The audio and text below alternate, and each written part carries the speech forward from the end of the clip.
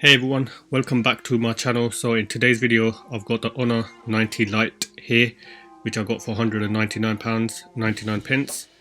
So let's just jump straight into the unboxing. See around here on the back we've got some regulatory information.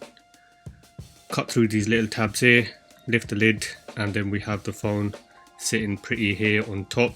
Put that to the side 1 second, have a quick look what else we have. So we've got USB-C charging cable, and then your normal warranty card and a SIM injecting tool. No charging brick. Let's get this phone out. First impressions, feels nice in the hand, nice and lightweight. And let's get straight into the design and build of this phone. So we've got some information here on dimensions and the weight. Got the selfie camera with the earpiece set on the front. On the right we have the volume rocker, and then the power button, which is a fingerprint reader also, and that sits flush with the phone.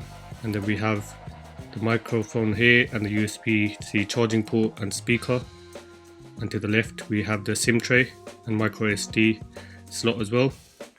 And on the top we've got an IR blaster, so if you want to use that to control your telly or whatever. And then around the back we have this nice like shimmering kind of, I don't know, multi-rainbow effect going on, but yeah, feels good in the hand, looks really good as well.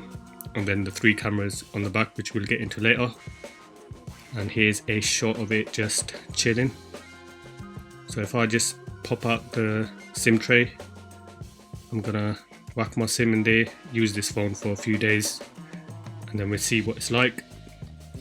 Just a quick example showing that camera bump does give the phone a bit of rocking when laying flat on a table.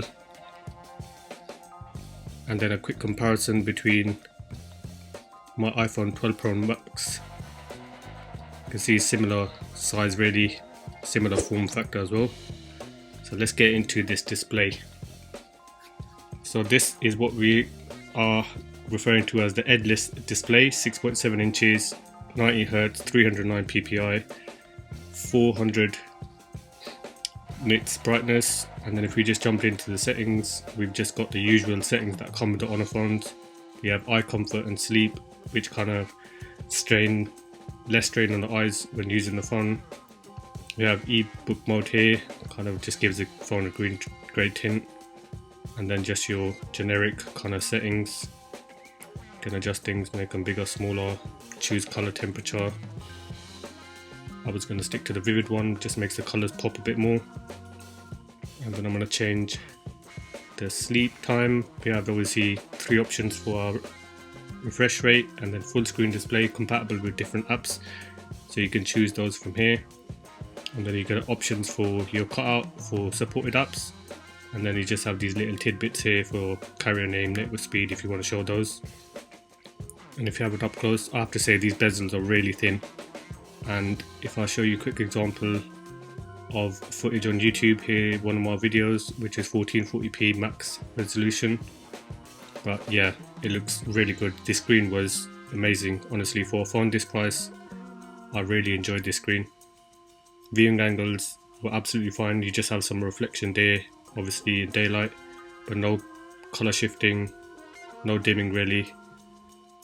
Fully immersive, colors are really nice on here. And those bezels, I know obviously it has a bit of a chin, which is a shame, but the rest of the bezels really thin, just makes the phone just look that bit more futuristic. You can see some footage here which is 4K, but like I said, it's 1440p max. And then just some marble footage. Colors are really good.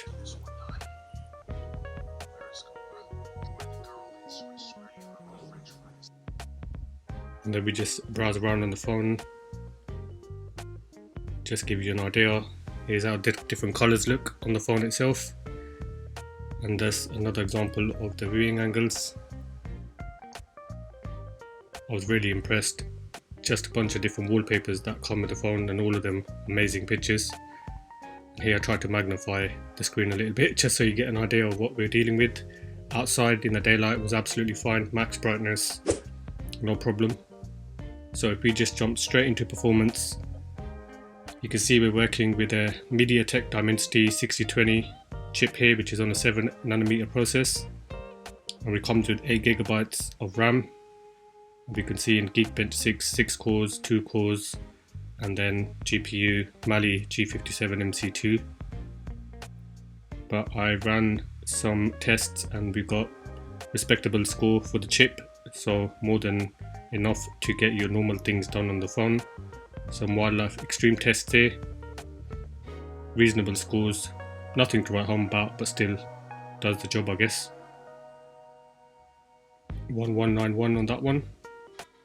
And then if you jump in Call of Duty here, which I use as my benchmarking, we got graphic quality is medium as the highest, and then you have high refresh rate. But yeah, absolutely fine playing games, heavy games, even if you want to call it. This was a HD resource pack as well, downloaded on this. Didn't notice any frame rates dropping. Got PUBG here. You have the option for game manager, quick options to do different things, and again we got high refresh rate, and HD was the highest for graphics. Really immersive screen. Honor have done a really good job with this screen. And then just jumping in, just examples of TikTok, and here Disney Plus.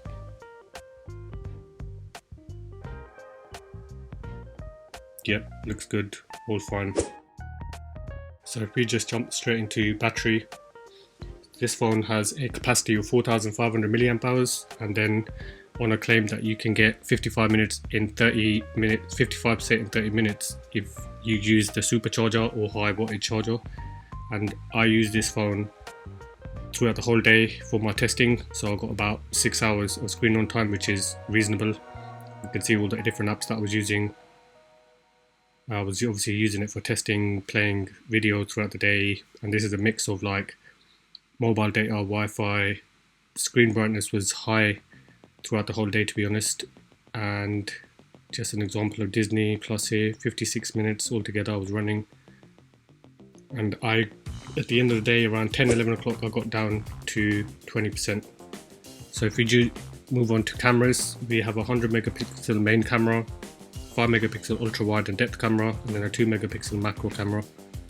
And video support is up to 1080p 30 frames per second for both cameras. And then you have your normal options here, photo, video, multi-video if you want to use that. And then in the more we have pro, slow-mo, panorama, HDR, photo, time-lapse, just your normal stuff.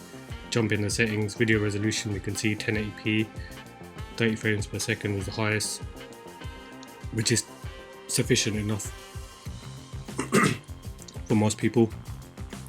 And then we have smart capture, and then just your normal generic things, assistive grid, etc. But I'll just do some examples here quickly. Just using the super macro, get nice and close. Yeah, that's not bad.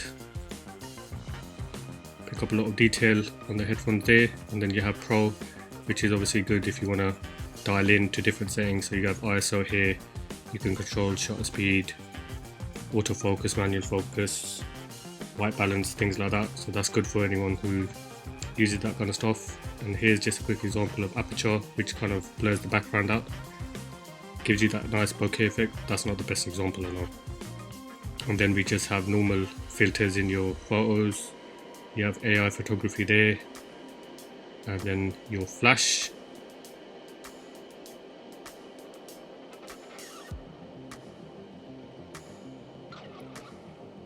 And then I swapped the Honor 90 Lite for my normal camera, and then we can just see there is obviously a drop. Well, like I said, we're working with 1080p here, 30 frames. Autofocus wasn't bad, works reasonably well. This is the 2x digital zoom. And then here's some footage with just using the phone throughout the day. Different examples, some macro shot. This is aperture, does a decent job. These are just general photos. We can see image stabilization wasn't the best, quite a lot of bouncing around. This was night shot, and then this was the same scene but just a normal photo, so we can see it lit up quite a bit. This was 2x zoom, and this is ultra wide, and this is just normal photo. And this is the selfie camera video, so you get an idea, which is a 16 megapixel camera on the front. So if we just move into software,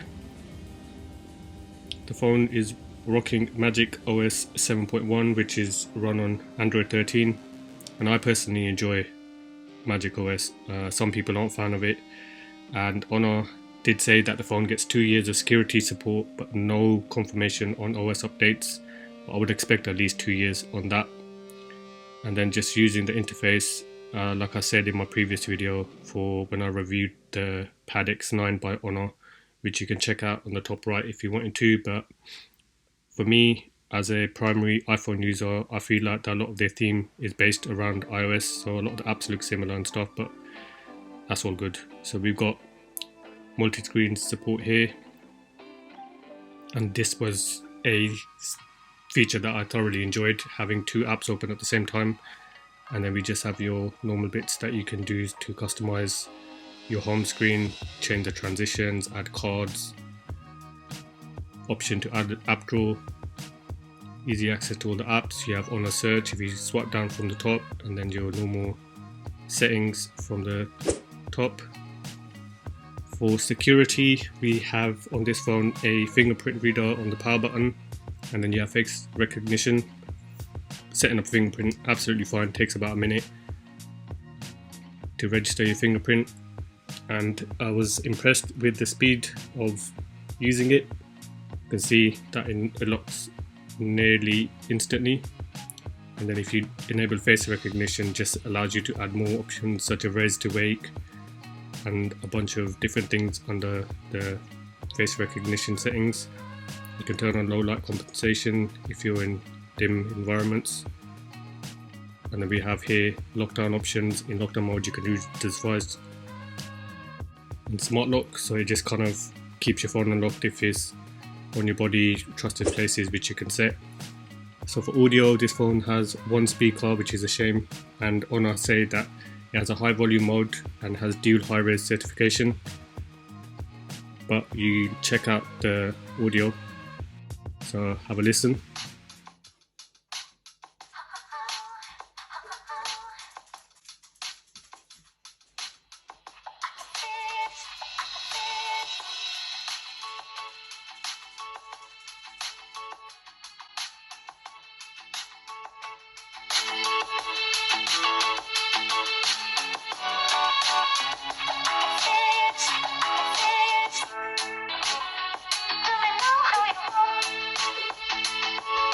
We have 5 megapixel, and on the front is exactly the same camera. So if I just jump into the camera, bunch of different options here. Highest video you can do is at 1080p, or you can do 720.